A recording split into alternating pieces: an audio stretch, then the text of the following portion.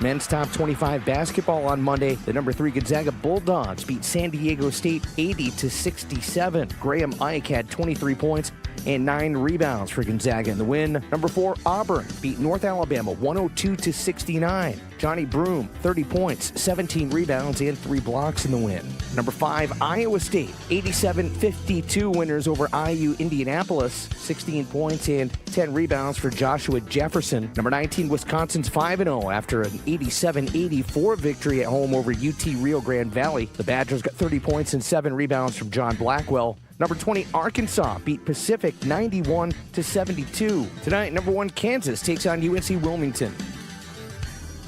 Bundle auto and home, renters or condo, and save with Progressive.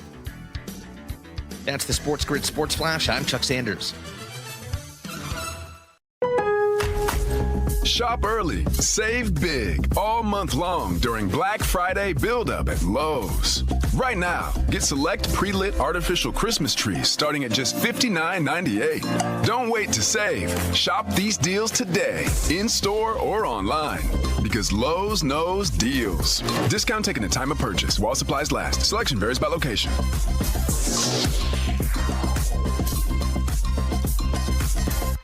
Finding the perfect gifts for everyone on your list takes time, and the holidays can get a little busy. So let Macy's help you get a jump on your shopping with our Black Friday sale happening right now. It's your chance to find the best deals on the best gifts before the holiday rush, like cozy puffers and coats and more of the season's best styles. So get your gifts at Macy's now, and when you're cool, calm, and collected during holiday crunch time, you'll have yourself and Macy's to thank. Savings off already reduced prices. Exclusions apply. Winning is no accident. You gotta be smart about it. It takes a plan. All centered around expert analysis and trusted information. That's what you get. Right here. The Winning Edge. It's smarter to be on SportsGrid. This is the SportsGrid Radio Network.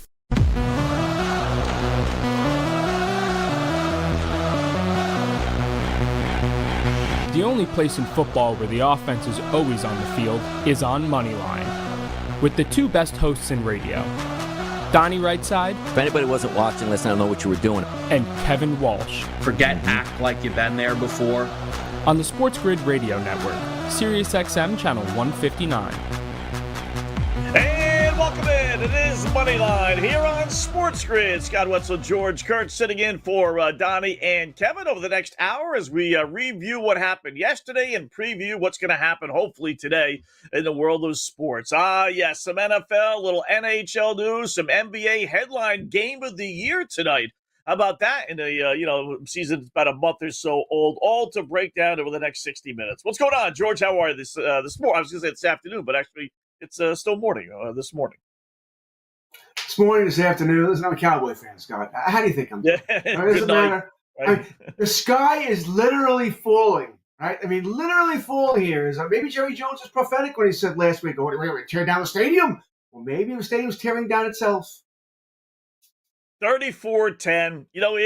It was so obvious that Houston was the better team going into the game, right? As poorly as Cooper Rush played last week, it's like, how would anyone put American money on Dallas, except if you just buy into the old opposite picks theory? I'd rather be on the side of the boys of Vegas, which clearly they must have been on Dallas.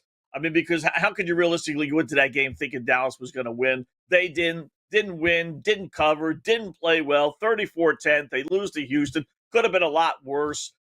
Just added on to all the ugly performances. 6 straight home losses now for Dallas. I mean, in 1 week it gets worse and worse. It's more and more embarrassing. And then last night, I don't know if necessarily that was the worst that we'll see of Dallas, George, but it was a no contest for the most part. Even when the score was relatively close, I never thought Dallas was going to win that football game. Neither do I. I was on Houston minus a 7.5. Actually, I had them twice. I took minus 7 earlier in the week. I went double down last night, minus 7.5. Didn't care. Everything you said is true about the Cowboys. I mean, Scott, their win total in preseason was 9.5. I took the under. Never ever did I think I'd be cashing that under before Thanksgiving. Okay, because they lose next week, you cash the under. They can't get the 10. So just a pivotal season for the Cowboys. Trade of Jonathan Mingo for a 4th-round pick. Scott, he had as many catches last night as you and I did. So yeah, he's part of the offense, Jerry. That's good. That's good to give up that pick for him. Just fantastic. at this point, listen, I don't have much faith in Trey Lance, but shouldn't he be in there? I mean, Cooper Rush is a backup quarterback. It's what he is. Shouldn't he be finding out? I mean, how bad must Trey Lance be that he doesn't play over Cooper Rush? I mean, the season's over. Bad, though. He's bad, though. He is bad. I mean, he was awful bad. in the preseason. And I kept on calling for him to play in the preseason, and he got a couple of starts there, and he was awful. I'm looking for, what in the world, and I wanted to bring this up, so I'm glad you did. What in the world did San Francisco see in this dude to not only draft him in the first round, not only draft him in the top 5 with the number 3 overall selection, but to trade with Miami to move up? That you must have loved this guy so much, and here he is, 3-4 years later, and he's about to be kicked out of the league. I mean, how do you swing and miss that badly on a player? And we're talking San Fran, right? A coaching staff we think is one of the best in the league, right? We're not talking the Cowboys drafting anywhere. Okay, you don't know about McCarthy developing a quarterback. No, this is Shanahan. And listen, we joked about it at the time. Really? Shanahan doesn't believe the kid's going to work, but Dallas is going to fix him? Yeah, that doesn't sound right. Another great draft pick given up by Jerry. I agree. He's not going to change anything, but we know what Cooper Rush is. Let's at least put Trey Lance on the field. Listen, the Cowboys doesn't matter. Cooper Rush and Trey Lance are both free agents at the end of the season here. Maybe Rush is back as a backup. I don't think Lance would be back unless Jerry's going to be stubborn and say, oh, no, I traded a pick for him. I'm going to sign him. He's going to be our backup next year. I can certainly see Jerry doing something silly like that. It is what it is with the Cowboys. Excuse me. You mentioned Vegas, by the way. It looks like Vegas has finally woken up, right? Because next week in Washington, Dallas are 10-point underdogs. I saw that. Yeah, I saw that. I was like, wow. When's the last time the Cowboys have been a 10-point underdog? I think it was 2000 on the road. 2000. I think it's 2000. Yeah. And a bit. To their hated, although I don't know how much of a rivalry it really is anymore, but old school, it was their hated rivals. I think Cowboy fans nowadays, Philadelphia would be that main rival. Right. I think Washington's tapped down a little bit. You go to Washington, you're going back to more 80s, certainly the 80s, maybe part of the 90s, but I think Philadelphia's really taken over that main rival road for the Cowboys. Yeah. Now, listen, they have the Giants on the schedule. They do have Carolina on the schedule as well. But I ask as a person who, unlike you, I had the over 9.5. Don't ask. I just didn't think they would, be this bad. And listen, they wouldn't have gotten 10 wins with Dak Prescott playing. They were not on pace to get to 10 wins. So I realistically can't even use that as an excuse. But, I mean, is this team going to win again? Can they beat the Giants? Can they win at Carolina? I mean, the way we saw out of Bryce Young these last couple of games, he's actually, turning into, at least a halfway decent quarterback. Do the Cowboys go winless the rest of the way, George? It's a great question. Scott, if you were Mr. Vegas here, what would you set their win total? They won 3, 4.5, 5.5 at most? It'd be 4.5, right? You play the Giants on Thanksgiving, and you play Carolina on the road. Those are the only 2 games I think they have a snowball's chance of winning. And I'm not saying they'll win those, by the way. All right, Carolina's playing much better. That's a road game. They can certainly beat the Cowboys. And, Mr. Tommy Cutlets over there, I don't think they could beat Dallas on Thanksgiving, but I wouldn't bet on the Cowboys. I certainly wouldn't do that. I might be playing props that day, but I'd be a hard time betting the Cowboys. I think the Cowboys they'll be favored versus the Giants, I imagine by 3, somewhere around there. Carolina could be pretty close to a split, even here. And as far as Vegas is concerned, I think if you give me 5.5, I'm definitely taking the under. 4.5, I think I'm still taking the under. The only scary about that is they do play Washington last game of the season. What if that game means nothing to the Commanders? Right. So I do They're wonder over that. Under. FanDuel's got it at 5.5. Under. I don't even see that. Even if it's meaningless for Washington, I still think they would put forth a better effort. And I don't think it really would be, because chances are pretty good they're going to be battling for a wild card spot. And maybe it would be not necessarily the schedule's pretty easy advantage, but yeah, it might be just for seeding purposes. Maybe they would try and play. I don't know. Maybe it would be meaningless. But give me the backup quarterback. I have to see I forget who it is for Washington. But give me the backups for Washington versus the starters for Dallas at that point in the season, when they only have maybe 1 or 2 more wins, and they're sitting there at 5-11, and they're like, Are you going to play any kind of inspired ball, even to beat a second-string Washington club? I don't think so. I mean, I don't see them getting 3 more wins. Again, and I had them on the over, but this team is awful. I think I'll get a bet under for me, that. I don't see it either. And like I said, you'd have to beat the Giants and Carolina, and I don't know if they can beat both. I said I don't think they can. I think they might split. And then their other game that I guess you could think maybe is a possibility, would be Tampa Bay. And I think they get wrecked by Tampa Bay, too. I think Mayfield's going to have a field day. And Mike Evans will certainly be back by then as well. So, no, the Cowboys, I guess their best case scenario would be 5-12. And we all know, listen, theoretically, you should want to lose at this point, right? Get a better draft pick, although there are so many bad teams. The Cowboys would draft 9th right now. It's going to be hard for them to get much higher than that because there are a lot of bad teams. They're actually better off losing to the Giants and Carolina. That theoretically, they could at least move up a couple of slots here, maybe get a top 5, top 6 pick. A lot of buzz about the trade in Micah Parsons. I don't know, George. I'm not a big believer on trading away young, good players. I know the team stinks, but you're a Cowboys fan. If you could get, what would you get for him? First and maybe a third, we'll say? Would you be willing to do that? Much more than that. The running price. You got to pay him. You got to pay him. So you're not only trading for him, you're trading for crazy contract. Transcend the pass rusher. There would be a team that would pay him. That being said, the only reason I think they would trade him would be because he's a mouth, right? He's mouthing off now too. Maybe he's pushing Jerry Jones' buttons a little bit. All right, we'll talk more about it when we come back. Moneyline here on the Grid. Sports happens every day. Trust us. It does. And we give you the winning edge every day. You see where we're going with this? This is the Sports Grid Radio Network. Floridians will likely know who their next U.S. Senator will be by the beginning of January, according to Republican Governor Ron DeSantis. With Florida Senior Senator Marco Rubio tapped to be President-elect Donald Trump's Secretary of State, it's up to the governor to appoint his replacement should Rubio be confirmed by his colleagues in the Senate. Under the U.S. Constitution and state law, the governor has the power to fill vacancies in the U.S. Senate, while voters decide on who should fill vacancies in the U.S. House. President Joe Biden is requesting nearly $100 billion in emergency disaster aid after Hurricanes Helene and Milton and other natural disasters, telling lawmakers the money is urgently needed. The letter Monday to House Speaker Mike Johnson comes as lawmakers meet during a lame duck session to finish key priorities before making way for a new Congress and the incoming Trump administration. Biden said he has met firsthand with those harmed by the storms and has heard what residents and businesses needed from the federal government. The largest share of the money, about $40 billion, would go to the main disaster relief fund at FEMA. I'm Trey Westerberg with the Sports Grid News Flash.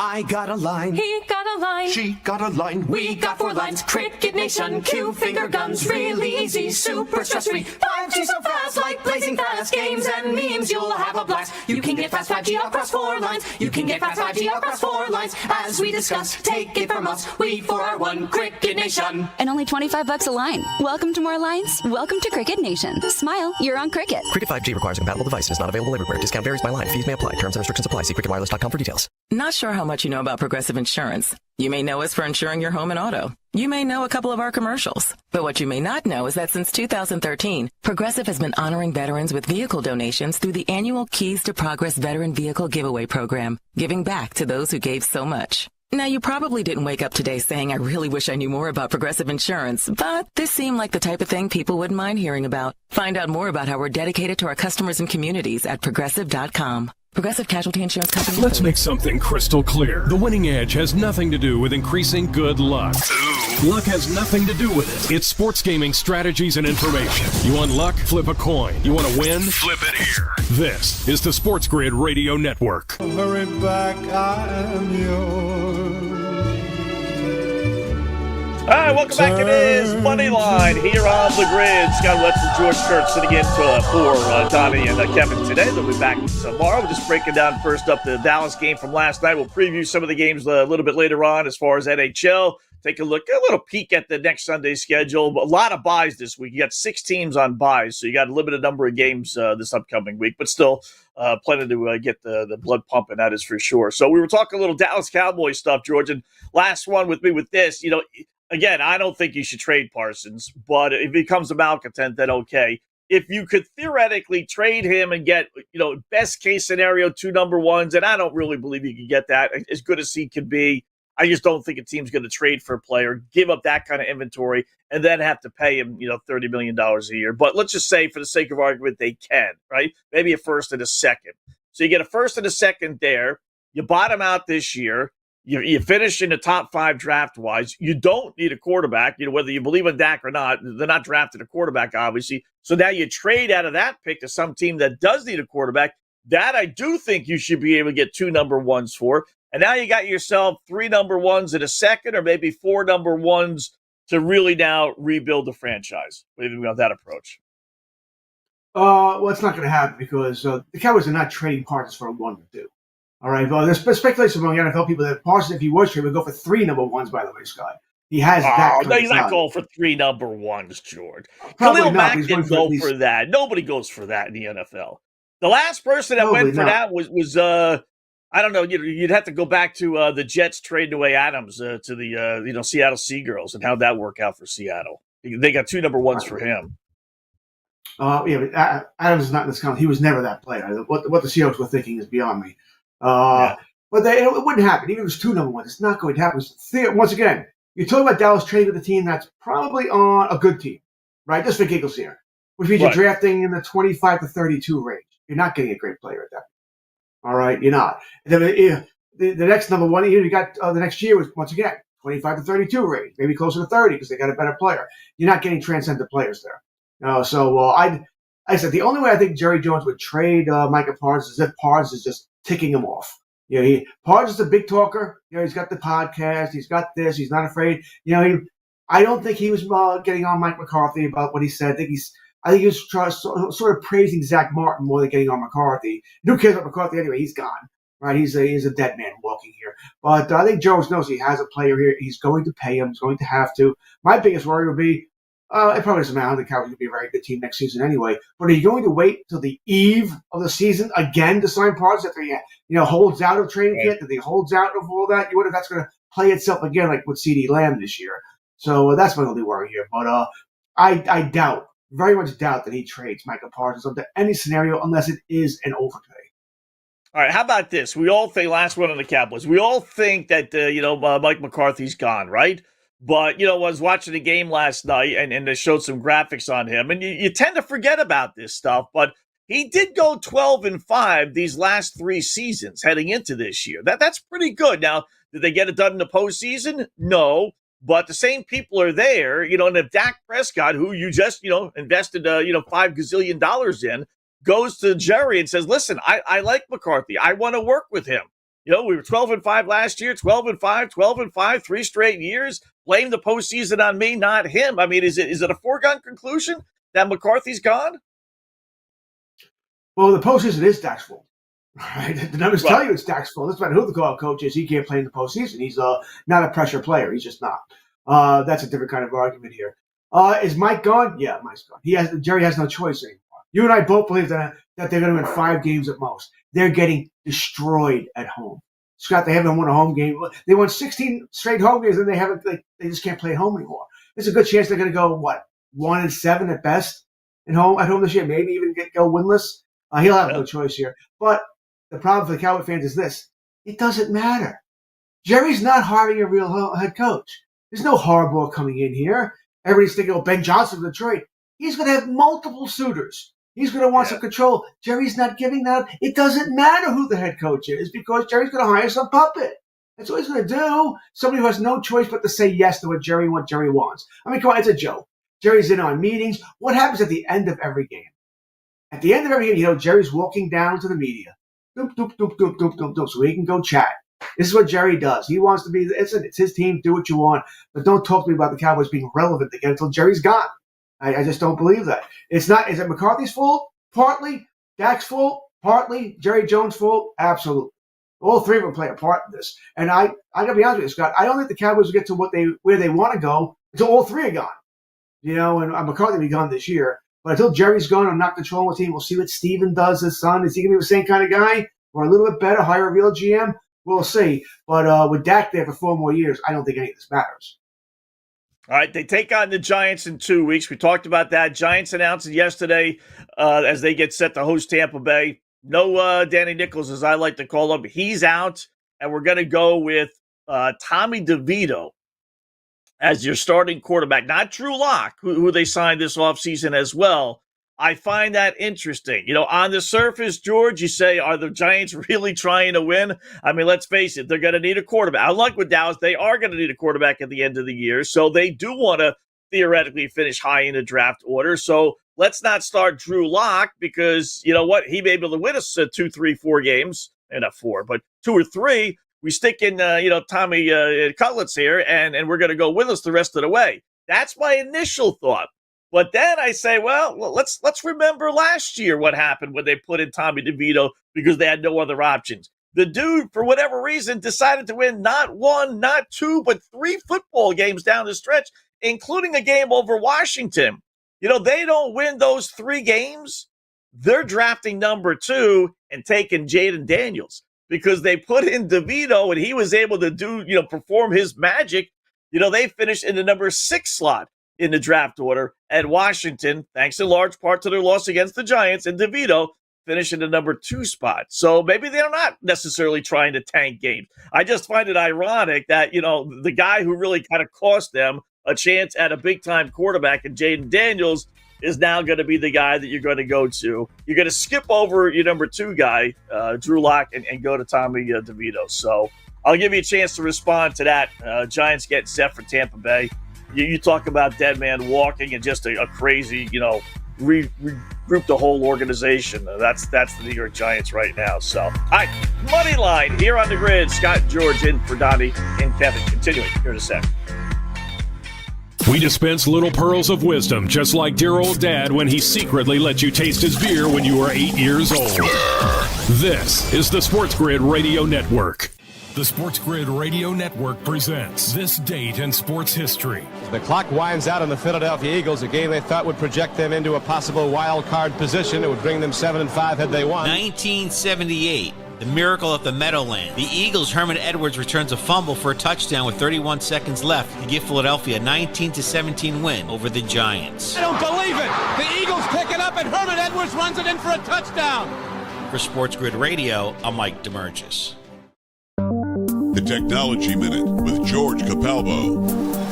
In case you've been worried about AI taking your job and destroying the world economy, perhaps fear not. A large, well-known fast food chain is quietly dropping its AI-powered drive-through automated order-taking system after some mishaps. Would you like extra sauce with your 2,100 orders of chicken nuggets?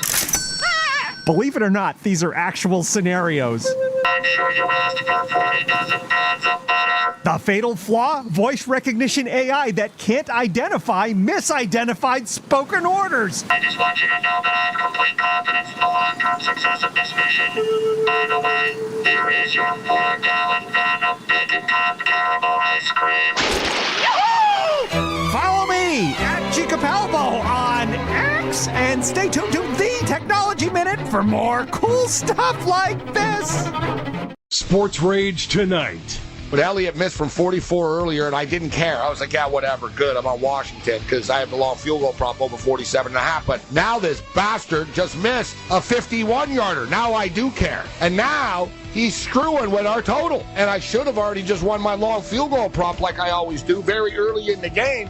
It's Sports Rage tonight with Gabe Morency. Tuesdays, Wednesdays, and Fridays. 10 p.m. Eastern, 7 Pacific. On the SportsGrid Radio Network. Don't be that guy. You know the kind. They're superstitious, carry good luck charms, and have extravagant rituals to win. There's an easier way. Listen to us. It beats carrying 4-leaf clovers everywhere. Get the winning edge. This is the SportsGrid Radio Network.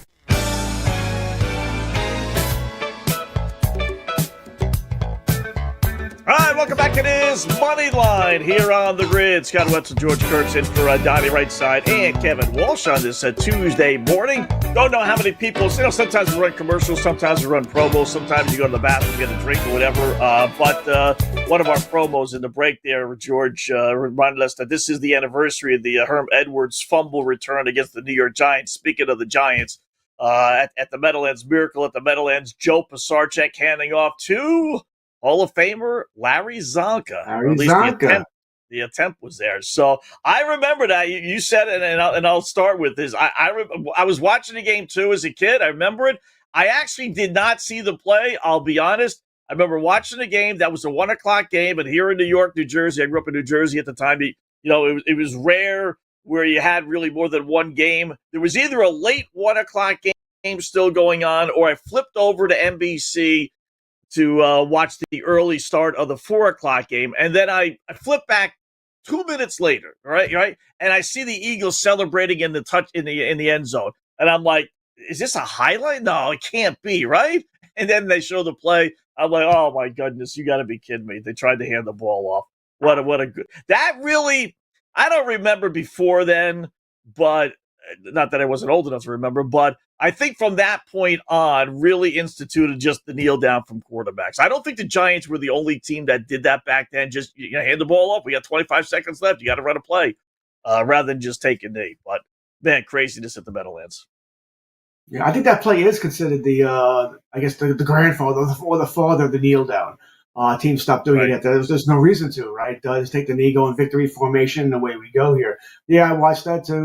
Living in Elmont at the time on Long Island, and that's still a wild play. And you forget that it's Herman Edwards, right? The guy is all over ESPN now.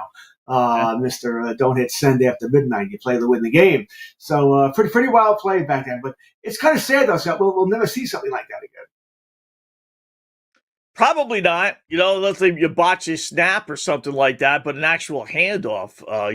Not only did they fumble, but you had to have Philadelphia recover the ball, and then you have the Eagles to have to pick up the ball and run for a touchdown, and they needed a touchdown.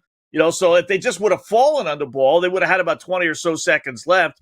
I forget exactly how much time, but I know it was well under a minute. They didn't have to run it. They had to run one more play. So, but, it was like the perfect storm. I mean, just I remember coaching, I think the offensive coordinator got fired. Zonka never took blame. Said, don't blame me. I was there. The ball wasn't there.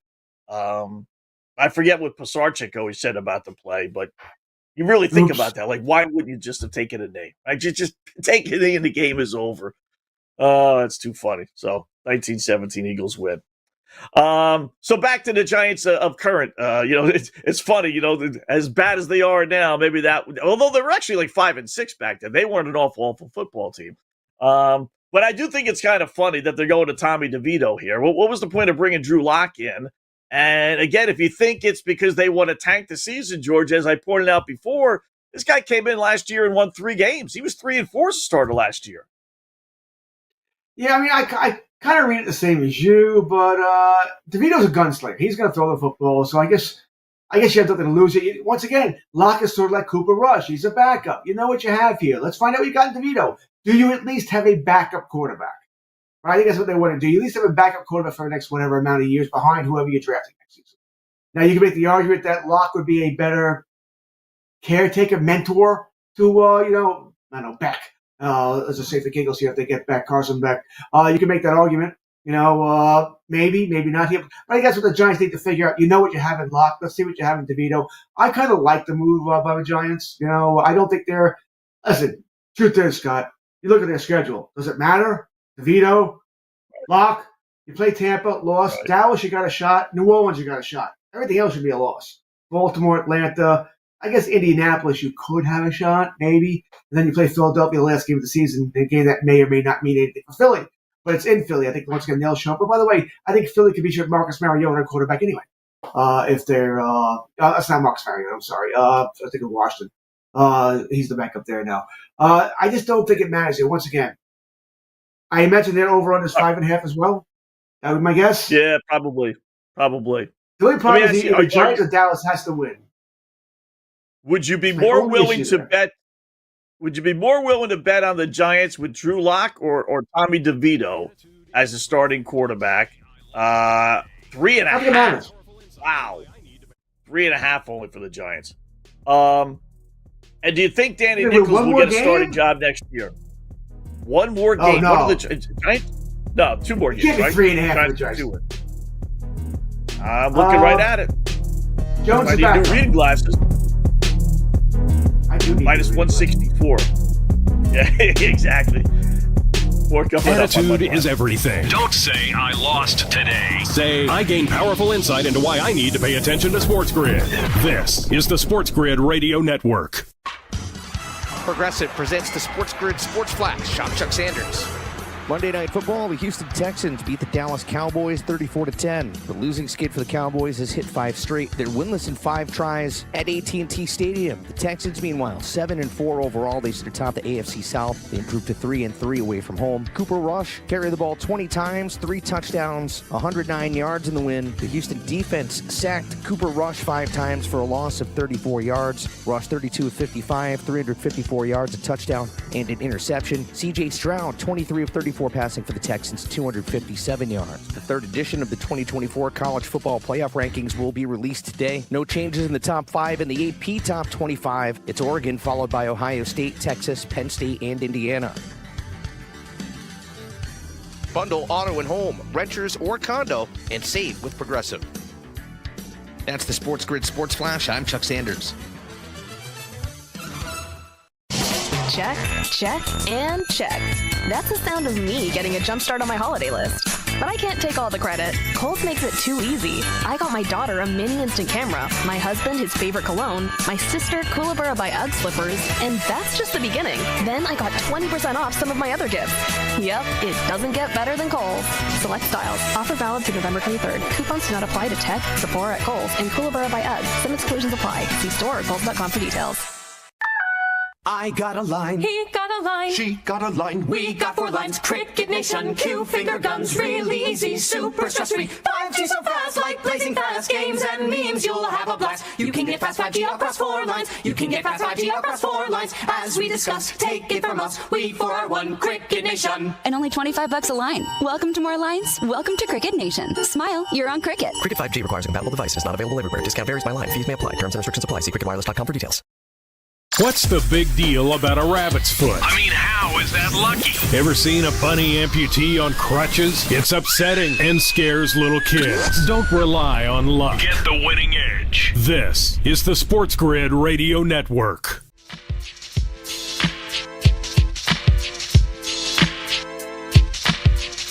All right, welcome back in game one, or check that Moneyline here on the grid. Scott and George in for Donnie and Kevin. We got so many shows here, George. We tend to forget, what show we're actually doing. So yeah, Giants win-loss total 3.5, and they got 2 wins. That's are they going to be that bad? Maybe. Jacksonville this week. Well, head they are coach that bad. I don't think they're that bad. The only thing I would say is that, as we talked about earlier, if they blew a chance to get a quarterback last year because they won a couple of games, I got a feeling they're going to make damn sure they're not going to do that 2 years in a row. So whether it's Drew Lock or Danny Nichols or Tommy DeVito, they all get nicknames here. I think the management is going to say, listen, if you guys win a football game down the stretch and blow our chance to get a top 3 pick and a good quarterback, then you will get fired. Players don't want to lose. DeVito's not going to lose on purpose. But you could a 3rd and 8. You call a running play. 4th and long. You think Daboll's go giving it up? He's going to get 40. fired too. He's going to try and win. They have to decide beforehand. They have to go to him and go to the GM and say, "Listen, your jobs are safe. All right, so go do whatever you need to do. Your jobs are safe." And just, wink, wink, we need a new quarterback. Unless I get that pen on paper that says new contract, I'm not believing. Listen, I know Mara has said that he's not going to fire these guys. I have a hard time believing that. I mean, I think it's going to be an interesting offseason in the New York, New Jersey area. I mean, I don't think Shen's got to go. He's been terrible. All right, you got Malik Neighbors, right? Good for you. Everything else has been a bust here. Dable, and I was wrong. I thought the Giants got it right when they hired Dable. I did. They finally got a good head coach, but nope, he can't do it either. So I think he has to go. He's got another shot. You're going to give a GM that you don't trust another shot at what's going to be your number 1 quarterback? He's got to hit it right. You can't miss this again. Well, he hasn't had a quarterback, right? He didn't draft Danny Nichols. Now he decided to resign him. He hasn't all that great other draft picks here. I'm not giving him because if you're willing to fire a guy, right? If he misses this, they're gonna be willing to fire him, right? Which means you probably should have fired him in the first place then. Right? You should have moved on here. It always drives me insane when you fire a head coach like 3-4 games into the season. If you're willing to fire somebody 3-4 games into the season, then he should have been fired in the offseason. You should have moved on already here because you're already thinking about it.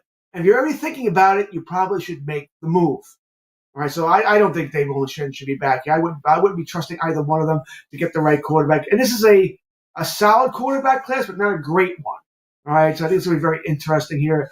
By the way, for those who are wondering, I would be shocked if Dion, and his son somehow ended up with a Giant. I don't see Mara doing that. Oh yeah, at all. Yeah, no. I don't think that's happening here. But that's going to be a big topic during the offseason as well. As does Dion want to coach in the NFL? Maybe he does, maybe he does. But where he tries to steer his son towards going. Yeah. I wouldn't be surprised if he does. I really wouldn't. Now that Hunter's gone, his sons are gone. Now all of a sudden you find out if he can really recruit. So Danny Nichols, 50-50 bet on FanDuel next year. Is he starting week number 1 in the NFL for any team? Not unless there's an injury. I mean, I think he's a backup going into wherever he signs. Whatever team he signs with, then he will sign with somebody. He's the backup quarterback. But then again, that backup could get hurt. The starter could get hurt, during training camp. Then he's the starter. But I don't think he's a starting quarterback going in. No. What's his best case scenario, Scott? I mean, even if you say, well, he'll sign with the Raiders. Well, the Raiders are going to draft the quarterback. I guess you'd be hoping that quarterback's not ready. I guess that would be another. It'd be like a Gardner Minshew possibility. Exactly. I think that's exactly what Gardner Minshew. Yeah. Rather have Danny Nichols not going in, or Sam Darnold, who I think stinks. He's playing with a great offense. He's regressing again. And you and I could quarterback that Viking offense. And he's starting to show his true colors these last few games.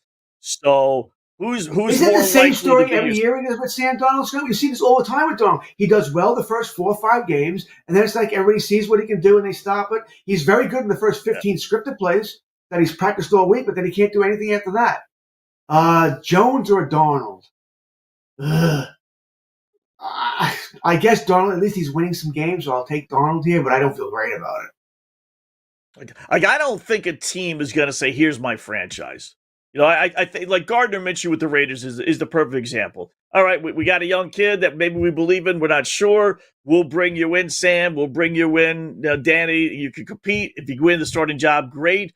If you don't, you don't. But I don't think there's going to be a Atlanta Falcons team, with Kirk Cousins that just says, you know what, Danny Nichols, you're our quarterback. Sam Darnold, you had a great season last year in Minnesota. You're our quarterback. Here's a 3-year, 4-year, $100 million contract with 2 years guaranteed or something goofy like that. I don't think that's going to happen with those guys.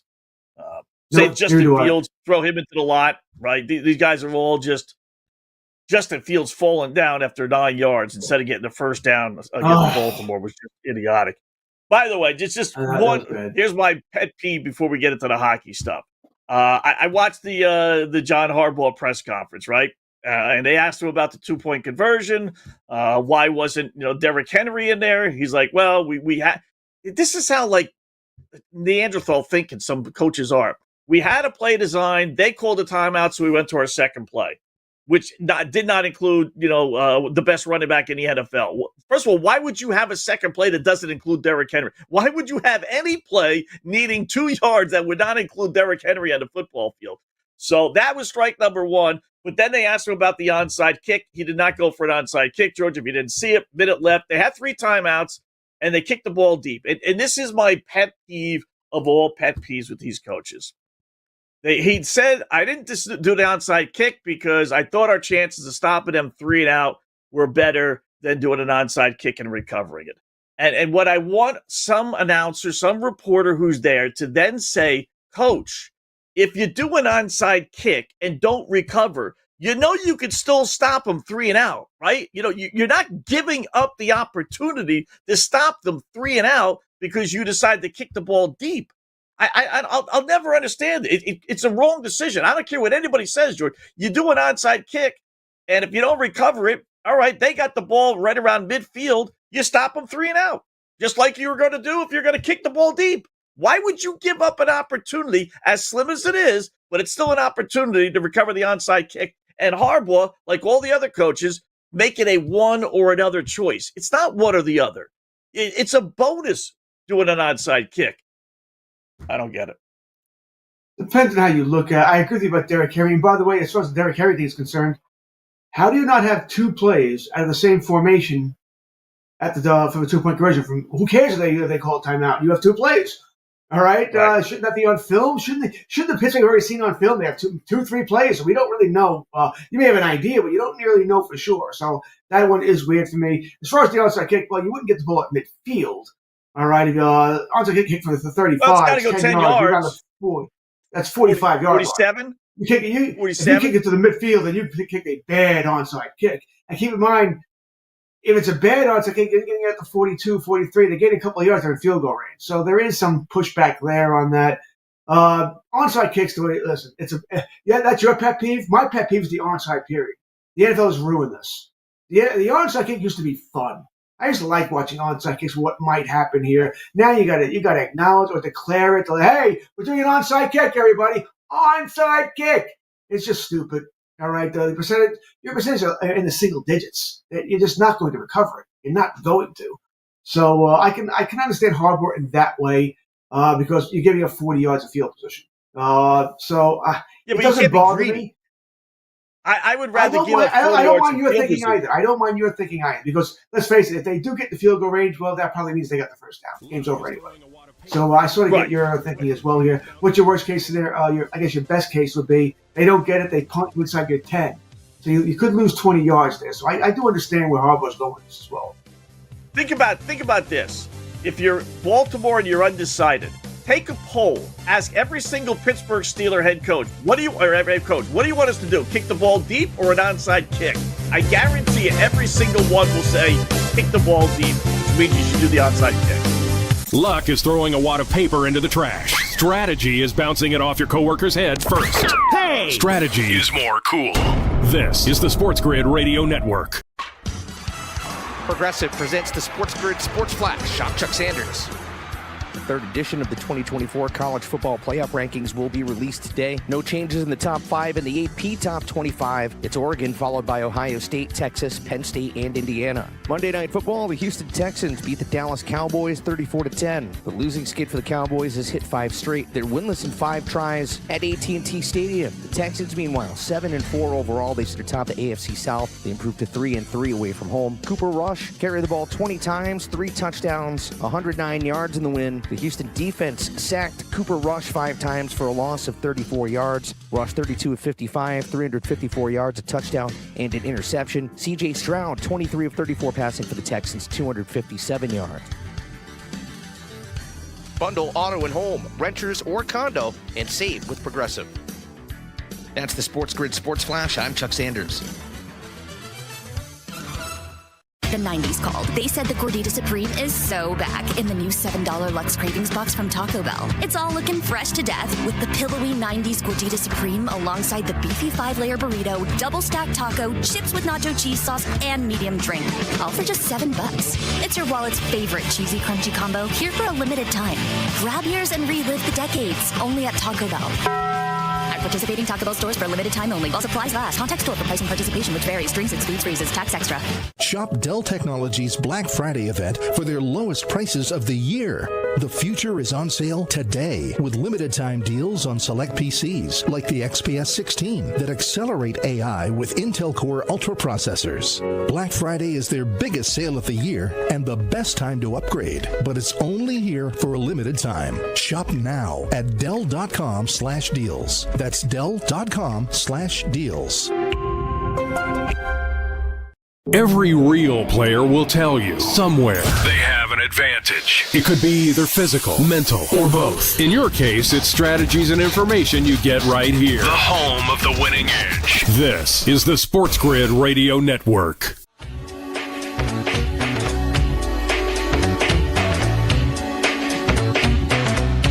All right, welcome back. It is Moneyline here on the grid. Scott and George taking you to the top of the hour. Then we got the football full circle where I'll return, and it'll be me and Ben Stevens here. So got a bunch of hockey games to get to here in a second here, George. Do have one NBA game. I know you're not an NBA guy, but you're the perfect guy to bring this up with because even NBA fans just poo-poo the regular season. Who cares? Players don't care. No one seems to care, even though we got to pay top dollar for these tickets. All these superstar players left and right sitting out games. So we got the Minnesota Cavaliers 15-0, one of the best starts in NBA history, right? Taking on the defending champ Boston Celtics. Now, you as a non-NBA guy, do you have any interest? You're obviously a sports fan, so you know what's going on. Do you have any interest even in that headline game, defending champs versus the hottest team in the NBA?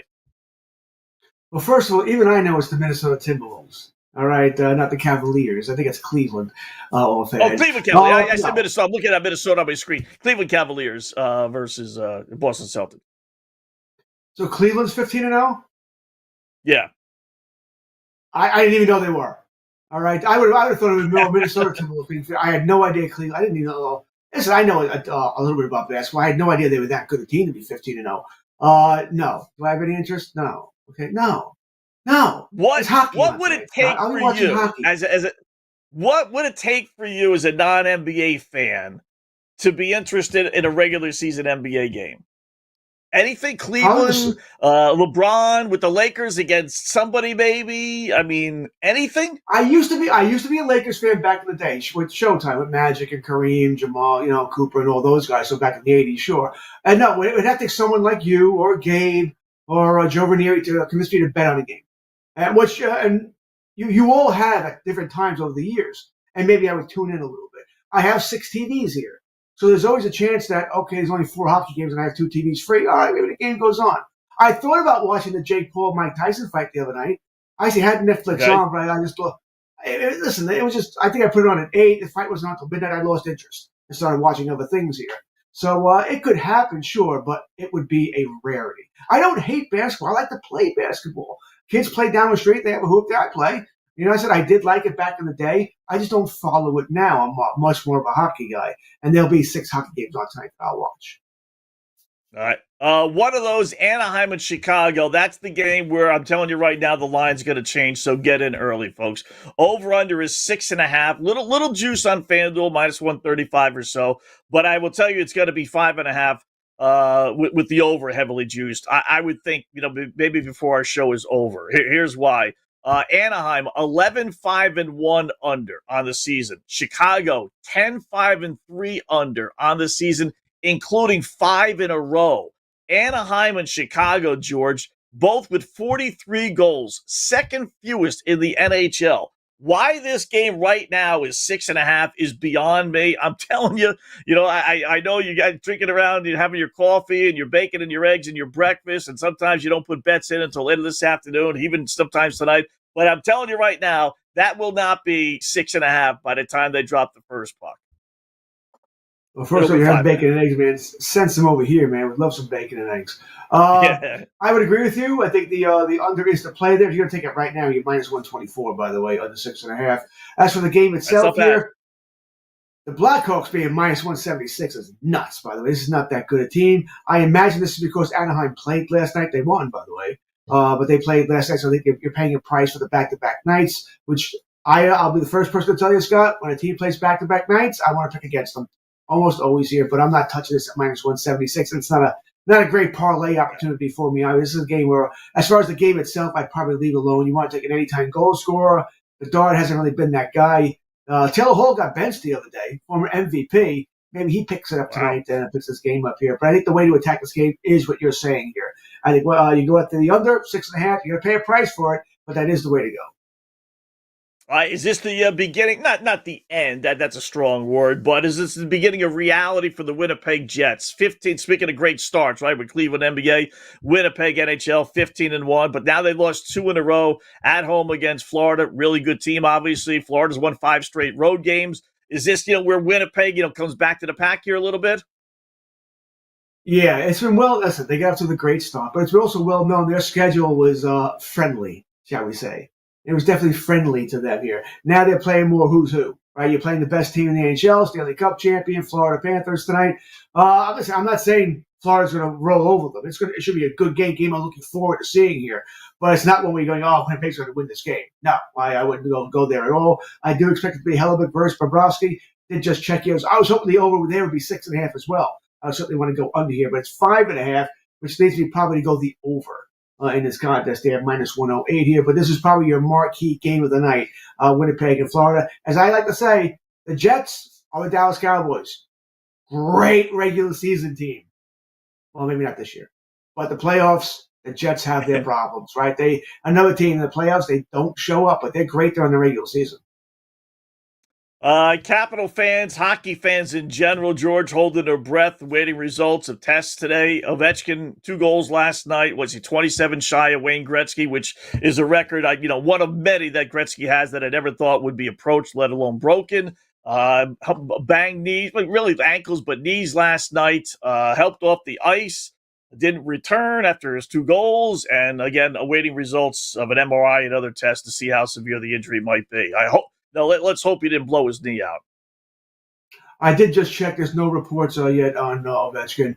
This was not knee on knee, for those who didn't see the injury. This was not a knee on knee injury. When you look at it, this actually doesn't look like it's all that much. Right. That's really what it is here. So it didn't look all that bad here. So hopefully it's nothing. Maybe he had a stinger. Maybe he hit a nerve. That's what we're hoping for. I do wonder, Scott, though, could be the MCL as far as the knee. So if I had to guess, I don't think it's major. I certainly don't think it's season ending here.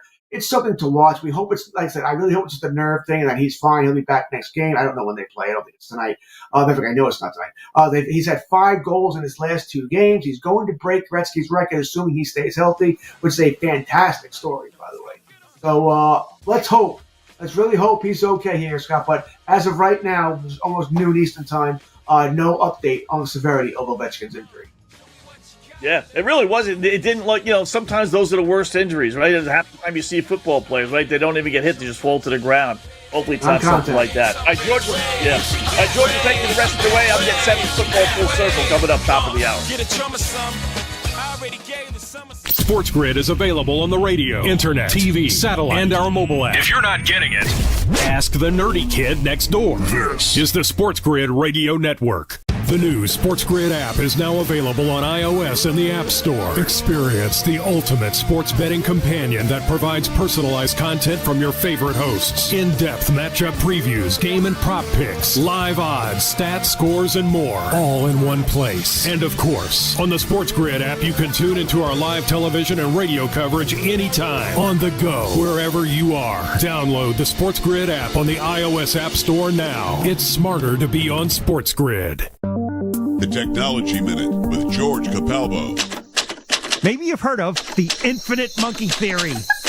A monkey randomly typing on a typewriter for an infinite amount of time could eventually type out the complete works of Shakespeare. Though this be madness, yet there is method in it. A University of Technology in Sydney decided to test this theory. What would happen if a reasonable population of 200,000 monkeys all typing 1 letter per second until the end of time? The universe, a cold, dead cinder. The number 10 with 99 zeros, years. The answer? There's only a 5% chance that a single monkey would even type the word bananas. So what you're saying is, it's not to be. Follow me at Capalbo on X, and stay tuned to the Technology Minute for more cool stuff like this.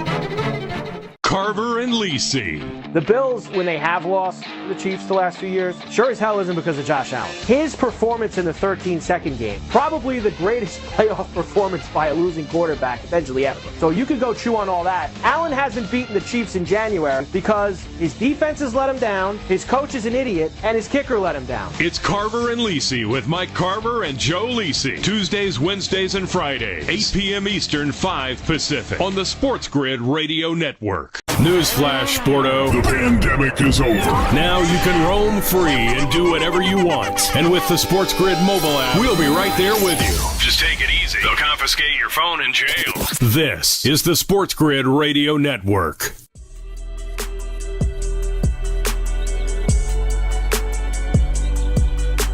All right, welcome back. Moneyline. I'm George Kurtz. Scott Bledsoe's getting ready for football full circle at noon here. So we'll continue with the hockey slate here. The NHL, big slate tonight over there in the hockey. Tampa Bay and the Tampa Bay Lightning, Pittsburgh Penguins. Penguins been that weird team, right? You never know what team's going to show up. They played pretty poorly here. You're getting minus 164 with Tampa. That's about the max I like to go with as far as how high, minus 160, minus 165 here. I like Tampa Bay in the game. Do I think this is a parlay opportunity? Absolutely. Maybe you want to go to the goal line.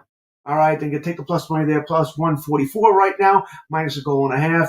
I like an anytime goal scorer in this game as well with Kucherov. It's been a while since he scored here. He's getting some points, so maybe you want to take over a point and a half in this game as well here.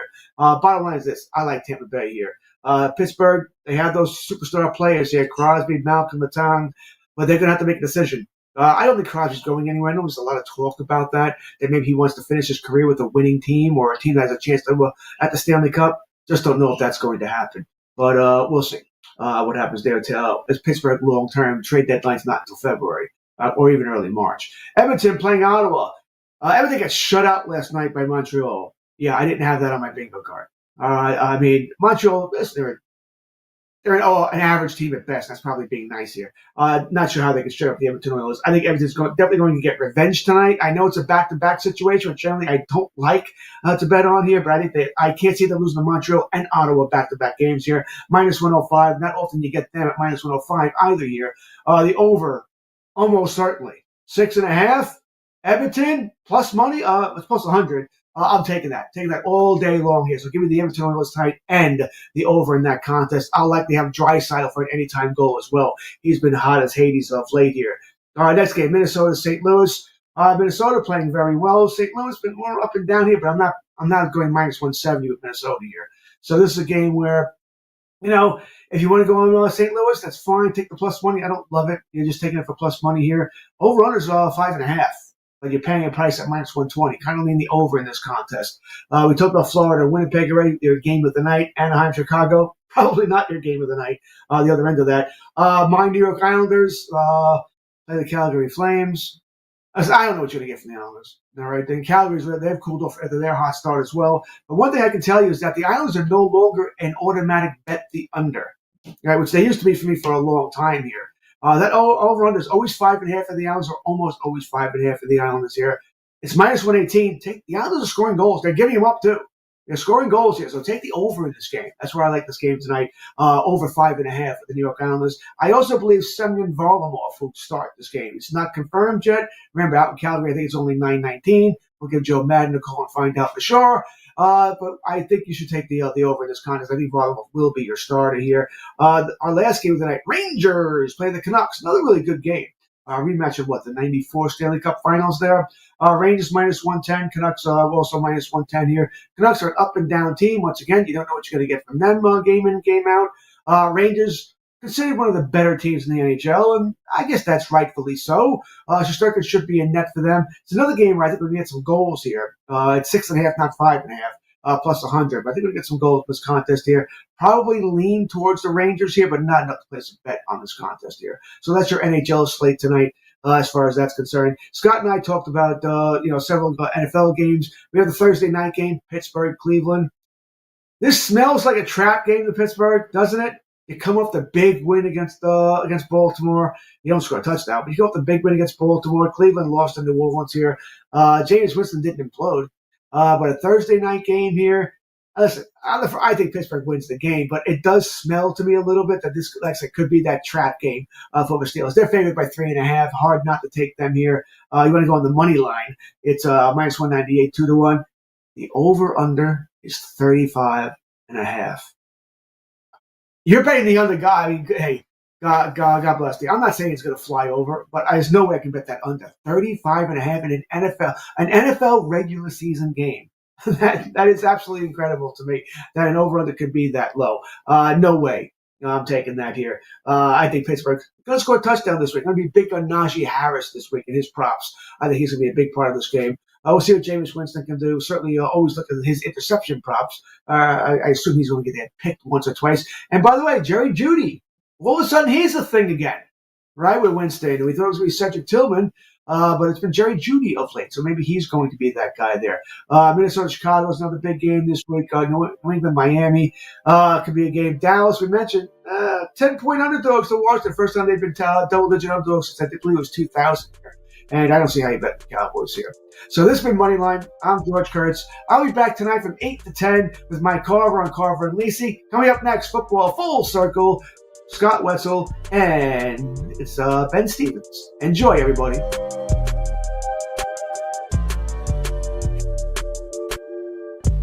Sure, you love the the wife and kids. But only we understand you. We're your buddy. Get the winning edge.